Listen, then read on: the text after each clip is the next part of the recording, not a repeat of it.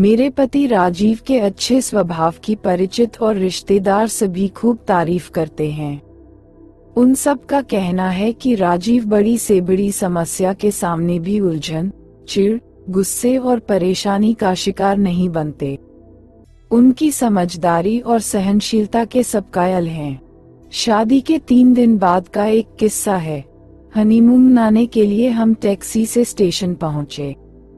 हमारे 2 सूटकेस कुली ने उठाए और 5 मिनट में प्लेटफॉर्म तक पहुंचाकर जब मजदूरी के पूरे 100 रुपए मांगे तो नई मेरी दुल्हन होने के बावजूद मैं उस कुली से भिड़ गई।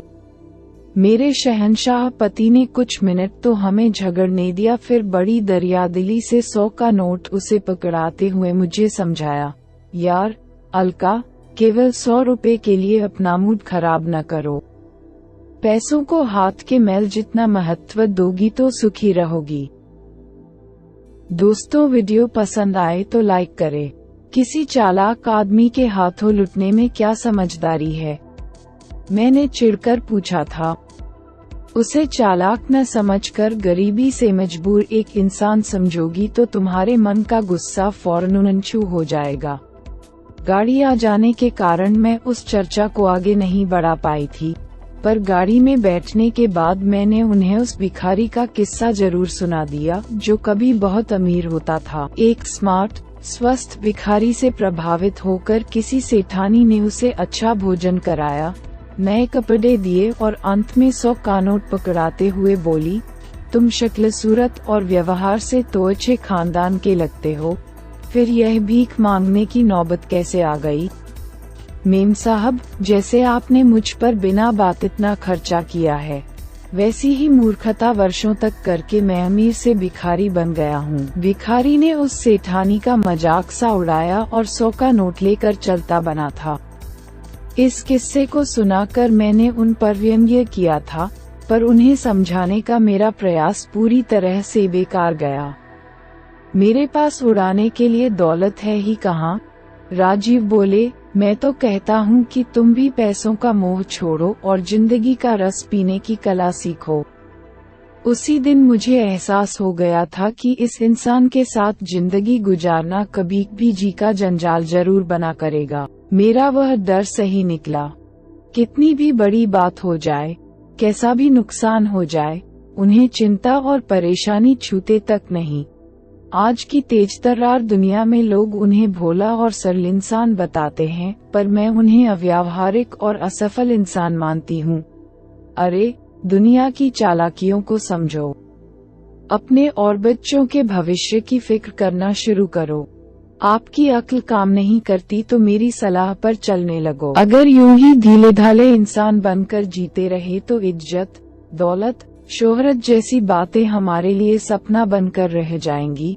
ऐसी सलाह देकर मैं हजारों बार अपना गला बैठा चुकी हूँ, पर राजीव के कानों पर जूं तक नहीं रेंगती।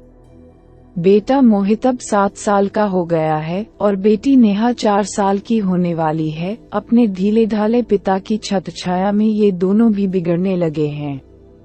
मैं रात दिन चिल्लाती हूँ, पर मेरी बात न बच्चों के पापा सुनते हैं, न ही बच्चे। राजीव की शह के कारण घर के खाने को देखकर दोनों बच्चे नाक बांध चढ़ाते हैं, क्योंकि उनकी चिप्स, चॉकलेट और चाउमीन जैसी बेकार चीजों को खाने की इच्छा पूरी करने के लिए उनके पापा सदा तैयार जो रहते हैं। यार, कुछ नहीं होगा उनकी सेहत को। दुनिया भर के बच्चे ऐसी ही चीजें खाकर खुश होते हैं। बच्चे मन महसूस कर जिए, ये ठीक नहीं होगा उनके विकास के लिए। उनकी ऐसी दलीलें मेरे तन में आग लगा देती हैं। इन चीजों में विटामिन, मिनरल नहीं होते। बच्चे इन्हें खाकर बीमार पड़ जाएंगे, जिंदगी भर कमजोर रहेंगे। देखो, जीवन देना और उसे चलाना प्रकृति की जिम्मेदारी है। तुम नाहक चिंता मत करो। उनकी इस तरह की दलीलें सुनकर मैं खुद पर झुंझला पड़ती। राजीव को जिंदगी में ऊंचा उठकर कुछ बनने, कुछ कर दिखाने की चाह बिल्कुल नहीं है। अपनी प्राइवेट कंपनी में प्रमोशन के लिए वह जरा भी हाथ पैर नहीं मारते और 5 मिनट में प्लेटफॉर्म तक पहुंचाकर जब मजदूरी के पूरे 100 रुपए मांगे तो नई मेरी दुल्हन होने के बावजूद मैं उस कुली से भिड़ गई।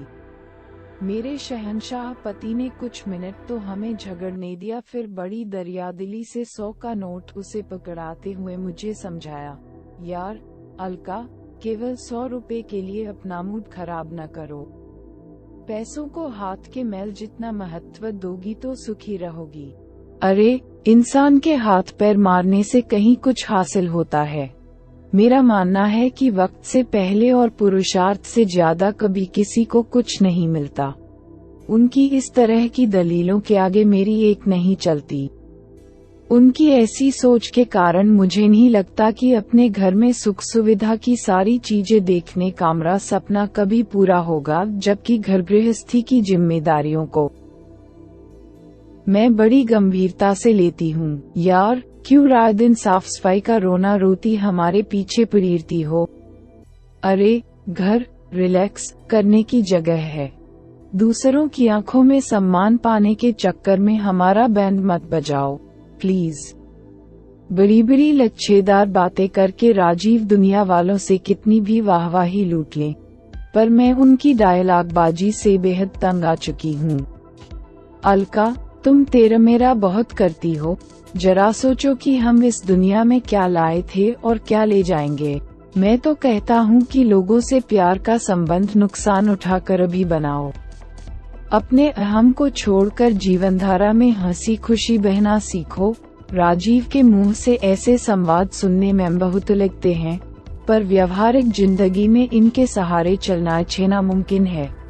बहुत तंग और दुखी होकर कभी भी मैं सोचती हूँ कि भाड़ में जाएं ये तीनों और इनकी गलत आदतें। मैं भी अपना खून जलाना बंद कर लापरवाही से जीऊंगी, लेकिन मैं अपनी आदत से मजबूर हूँ। देखकर मरी मक्खी निगलना मुझसे कभी नहीं हो सकता। मैं शोर मचाते मचाते एक दिन मर जाऊंगी, पर मेरे साहब आखिरी दिन तक मुझे समझाते रहेंगे, पर बदलेंगे रत्ती भर नहीं। जीवन के अपने सिखाने के ढंग हैं। घटनाएं घटती हैं, परिस्थितियां बदलती हैं और इंसान की आंखों पर पर्दे उठ जाते हैं। हमारी समझ से विकास का शायद यही मुख्य तरीका है। कुछ दिन पहले मोहित को बुखार हुआ तो उसे दवा दिलाई, पर फायदा नहीं हुआ। अगले दिन उसे उल्टियां होने लगी तो हम उसे चाइल्ड स्पेशलिस्ट के पास ले गए। इसे मेनिंजाइटिस यानी दिमागी बुखार हुआ है। फौरन अच्छे अस्पताल में भर्ती कराना बेहद जरूरी। डॉक्टर की चेतावनी सुनकर हम दोनों एकदम से घबरा उठे थे। एक बड़े अस्पताल के ICU में मोहित को भर्ती करा दिया। फौरन इलाज शुरू हो जाने के बावजूद उसकी हालत बिगड़ती गई। उस पर गहरी बेहोशी छा गई और बुखार भी तेज हो गया। आपके बेटे की जान को खतरा है। अभी हम कुछ नहीं कह सकते कि क्या होगा। डॉक्टर के इन शब्दों को सुनकर राजीव एकदम से टूट गए। मैंने अपने पति को पहली बार सुबकियां लेकर रोते देखा। चेहरा बुरी तरह मुरझा गया और आत्मविश्वास पूरी तरह खो गया। मोहित को कुछ नहीं होना चाहिए अलका, उसे किसी भी तरह से बचा लो। यही बात दोहराते हुए वह बार बार आंसू बहाने लगते। मेरे लिए उनका हौसला बनाए रखना बहुत कठिन हो गया। मोहित की हालत में जब 48 घंटे बाद भी कोई सुधार नहीं हुआ तो राजीव बात बेबात पर अस्पताल के कर्मचारियों, नर्सों व डॉक्टरों से झगड़ने लगे। हमारे बेटे की ठीक से देखभाल नहीं कर रहे हैं ये सब। राजीव का पारा थोड़ी थोड़ी देर बाद चढ़ जाता। सब बेफिक्री से चाय पीते, गप्पे मारते यो बैठे हैं मानो मेले में आए हों। एक आध पिटेगा मेरे हाथ से तो ही इन्हें अक्ल आएगी। राजीव के गुस्से को नियंत्रण में रखने के लिए मुझे उन्हें बार बार समझाना पड़ता। जब वह उदासी, निराशा और दुख के कुएं में डूबने लगते तो भी उनका मनोबल ऊंचा रखने के लिए मैं उन्हें लेक्चर देती। मैं भी बहुत परेशान व चिंतित थी, पर उनके सामने मुझे हिम्मत दिखानी पड़ती। एक रात अस्पताल की बेंच पर बैठे हुए मुझे अचानक एहसास हुआ कि मोहित की बीमारी में हम दोनों ने भूमिकाएं अदल बदल दी थी। वह शोर मचाने वाले परेशान इंसान हो गए थे और मैं उन्हें समझाने व लेक्चर देने वाली टीचर बन गई थी। मैं ये समझकर बहुत हैरान हुई कि उन दिनों मैं बिल्कुल राजीव के सुमन सुर मिला रही थी। मेरा सारा जोर इस बात पर होता कि किसी भी तरह से राजीव का गुस्सा, तनाव, चिढ़, निराशा या उदासी छंट जाए। 4 दिन बाद जाकर मोहित की हालत में कुछ सुधार लगा और वह धीरे धीरे हमें वह चीजों को पहचानने लगा था। बुखार भी धीरे धीरे कम हो रहा था। मोहित के ठीक होने के साथ ही राजीव में उनके पुराने व्यक्तित्व की झलक उभरने लगी।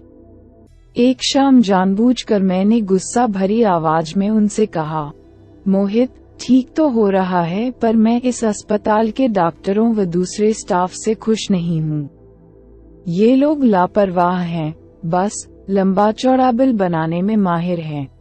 यार अलका, बेकार में गुस्सा मत हो। ये तो देखो कि इन पर काम का कितना जोर है। रही बात खर्चे की तो तुम फिक्र क्यों करती हो? पैसे को हाथ का मैल तीन। उन्हें पुराने सुर में बोलता देख मैं मुस्कुराए बिना नहीं रह सकी। मेरी प्रतिक्रिया गुस्से और चिढ़ से भरी नहीं है। यह नोट करके मेरे मन का एक हिस्सा बड़ी सुखद हैरानी महसूस कर रहा था। मोहित 15 दिन अस्पताल में रहकर घर लौटा तो हमारी खुशियों का ठिकाना नहीं रहा। जल्दी ही सब कुछ पहले जैसा हो जाने वाला था, पर मैं एक माने में बिल्कुल बदल चुकी थी। कुछ महत्वपूर्ण बातें जिन्हें मैं बिल्कुल नहीं समझती थी, अब मेरी समझ का हिस्सा बन चुकी थीं। मोहित की बीमारी के शुरुआती दिनों में राजीव ने मेरी और मैंने राजीव की भूमिका बखूबी निभाई थी। मेरी समझ में आया कि जब जीवन साथी आदतन शिकायत, नाराजगी, गुस्से जैसे नकारात्मक भावों का शिकार बना रहता हो तो दूसरा प्रतिक्रिया स्वरूप समझाने व लेक्चर देने लगता है। घर गृहस्थी में संतुलन बनाए रखने के लिए ऐसा होना जरूरी भी है। दोनों एक सुर में बोले तो ये संतुलन बिगड़ता है। मोहित की बीमारी के कारण मैं भी बहुत परेशान थी। राजीव को संभालने के चक्कर में मैं उन्हें समझाती थी और वैसा करते हुए मेरा आंतरिक तनाव, बेचैनी व दुख घटता था। इस तथ्य की खोज व समझ मेरे लिए बड़ी महत्वपूर्ण साबित हुई। आजकल मैं सचमुच बदल गई हूँ और बहुत रिलैक्स व खुश होकर घर की जिम्मेदारियां निभा रही हूँ।